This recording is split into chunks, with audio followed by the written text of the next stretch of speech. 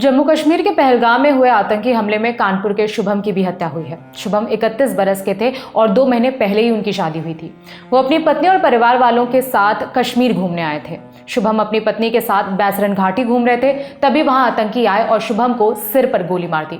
शुभम की पत्नी ने कहा कि मुझे मत छोड़िए, मुझे भी गोली मार दीजिए। इस पर आतंकवादियों ने कहा, हम तुम्हें गोली नहीं मारेंगे, तुम जाकर सरकार को बताना कि हमने शुभम का कैसे कत्ल किया। सुनिए इस पर शुभम के चाचा मनोज कुमार क्या बता रहे हैं।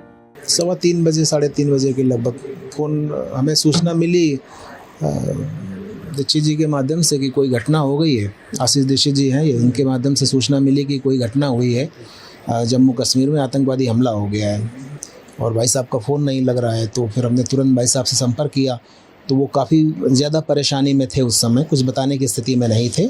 उन्होंने सिर्फ इतना बताया कि हाँ, यहाँ पे आतंकवादियों ने गोलीबारी करी है और सुबह उसमें फंस गए हैं। और फिर आधे घंटे बाद फिर जब हमारी बात होती है तो उन्होंने बताया कि शुभम को गोली लग गई है और इसके अलावा उन्हें कोई जानकारी नहीं हो पा रही थी कि शुभम की क्या स्थिति है उस समय पे। बाद में न्यूज़ चैनलों में भी सारी खबर आई, एक फ़ोटो भी जारी किया गया, उससे हम लोगों ने काफ़ी कोशिश करी है जानने की कि क्या ये शुभम है, लेकिन ये हम लोग नहीं आश्वस्त हो सके कि ये शुभम ही है। फिर 6:30 बजे के लगभग जब भाई साहब से बात हुई तो उन्होंने बताया कि हाँ, इसकी पुष्टि हो गई है कि शुभम को गोली लगी और वो दुनिया में नहीं रहे। कहते हैं कि गोली जब मारी गई शुभम को तो उनकी पत्नी अनन्या उनके साथ में थी, वो रिक्वेस्ट कर रही थी कि मत मारिए, तो क्या कहा आतंकवादियों ने, क्या उसको?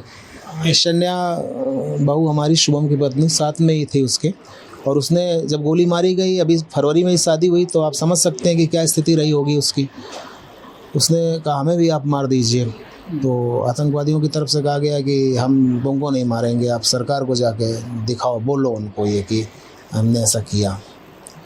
तो बड़ा जघन्य ये कांड आतंकवादियों के द्वारा किया गया, जिससे हमारा घर परिवार में पहाड़ टूट पड़ा। हमारे बच्चे का पार्थिव शरीर दिया जाए, कानपुर तक पहुंचाया जाए, जो परिजन अभी हमारे वहां फंसे हुए हैं उनको कानपुर तक सकुशल पहुंचाया जाए, जिससे कि हम लोग यहाँ पे समय से अंतिम संस्कार कर सकें।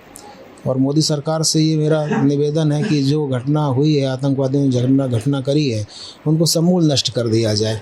अगर समूल नष्ट नहीं किया जाएगा तो ये ऐसे ही होता रहेगा। आए दिन जाने कितनी सुहाग छीना जाएगा, जाने कितने लोगों की संतान छीनी जाएगी, जाने कितने लोग अनाथ किए जाएंगे।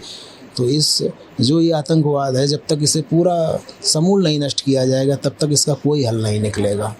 परिवार वालों को आतंकी हमले की खबर पहले ही मिल चुकी थी। उन्होंने कानपुर से ही शुभम और उनके साथ गए परिवार वालों को फोन करना शुरू कर दिया, लेकिन बात नहीं हो पा रही थी। फिर कुछ ही देर में पता चल गया कि शुभम की आतंकियों ने हत्या कर दी है। जब शुभम कश्मीर जा रहे थे तो उन्हें छोड़ने उनके चचेरे भाई सौरभ भी गए थे।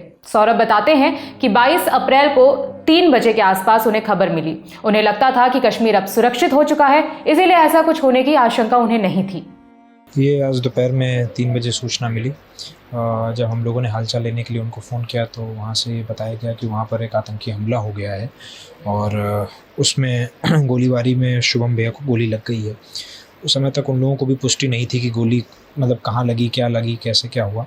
उसके करीबन 15-20 मिनट बाद जब मेरी भाभी से बात हुई तब उन्होंने मुझे बताया कि शुभम को गोली मार दी है और सर के पास गोली मार दी है। आतंकवादियों ने गोली मारते समय कुछ भाभी से कुछ कहा भी था, कुछ वार्निंग भी दी थी, या भाभी ने कुछ निवेदन किया? उनसे कहा था कि हम आपको इसलिए जिंदा छोड़ रहे हैं ताकि आप जाकर के अपनी सरकार को बता सकें कि हमने आपके साथ क्या किया। पिछले काफ़ी समय से वहाँ पर माहौल काफ़ी शांत था और हम लोग को इस तरीके का आश्वासन था कि वहाँ पर जो हालात हैं वो सामान्य हैं, तो इस तरीके की कोई शंका नहीं थी। कल भी जब उनसे बात हुई थी तो इस तरीके की मतलब 2 दिन से वो 17 तारीख से वो वहाँ पर ही घूम रहे थे। इस तरीके की कोई शंका उन्होंने भी नहीं व्यक्त करी थी। उनके साथ उन्होंने भी यही बताया कि माहौल शांत है, हर जगह खूब पर्यटक हैं और काफ़ी मात्रा में पर्यटक आए हुए हैं। तो वही चीज़ थी कि हम लोग को भी ये लगा कि किसी तरीके की कोई ऐसी घटना का मतलब आशंका हम लोगों को थी नहीं। हम लोगों ने अपने बुरे से बुरे सपने में भी इसके बारे में नहीं सोचा। सबसे मुख्य अपील हमारी यही है कि फ़िलहाल अभी वहाँ पर शव को लेकर के जो भी फॉर्मेलिटीज़ चल रही हैं उनको जल्द से जल्द निपटाया जाए। हमारे परिवार को कानपुर जल्द से जल्द शव भेजा जाए ताकि हम लोग अंतिम संस्कार कर सकें।